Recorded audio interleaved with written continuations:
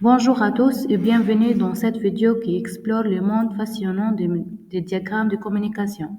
Aujourd'hui, nous plongerons dans les détails de cet outil essentiel pour la compréhension et l'amélioration des processus de communication au sein de l'organisation. Alors, les diagrammes de communication, commençons par les bases.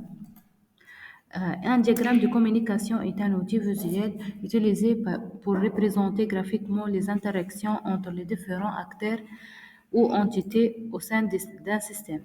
Cela peut inclure des processus de personnes, du système informatique, etc. L'objectif principal est de clarifier et simplifier la compréhension du flux d'informations.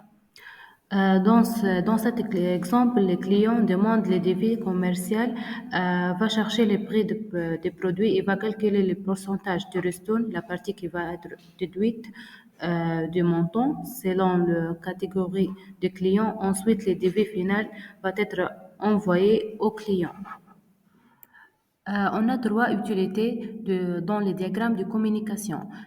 Premièrement, les modélisations des interactions des systèmes. Les diagrammes de communication aident à décrire comment différents composants d'un système interagissent entre eux. Par exemple, dans le développement logiciel, ils peuvent représenter comme les objets interagissent au sein d'un programme. Deuxièmement, on a les communications entre les acteurs. Dans le contexte de cas d'utilisation, les diagrammes de communication montrent comment les acteurs, l'utilisateur, le système externe, etc., communiquant avec un système pour accomplir un ensemble spécifique de tâches. Dernièrement, on a les protocoles de communication pour décrire comment les différents protocoles de communication sont utilisés entre les parties euh, prenantes d'un système. Comme tous les diagrammes de communication UML comportent également plusieurs composantes qui consistent son intégralité. Sur cette note, voici quelques-unes des éléments les plus courants que vous rencontrez lors de la lecture de ce type de diagramme. Premièrement, on a les rectangles. Ces symboles représentent les objectifs dans l'application. On résume ce que eux qui communiquaient pour exister des ordres ou maintenir les applications ou les systèmes fonctionnels. Deuxièmement, on a le flèche. Ces composantes indiquent les directions dans lesquelles les messages circulent. Troisièmement, on a le nombre. Le nombre présente dans ces types les diagrammes représentant l'ordre dans lequel les messages sont envoyés. Et dernièrement, on a les lignes. Les lignes, c'est un élément de diagramme de communication dirigé le flux des messages au sein du système. En ordre de cela, il montre également les relations entre les objets au sein du système. Les diagrammes montrent les interactions entre les acteurs et les acteurs, les objets et les lignes de vie. Acteurs. Il y a un client, l'utilisateur qui passe les commandes en ligne, les systèmes de gestion de magasins, les systèmes informatiques qui gèrent les commandes.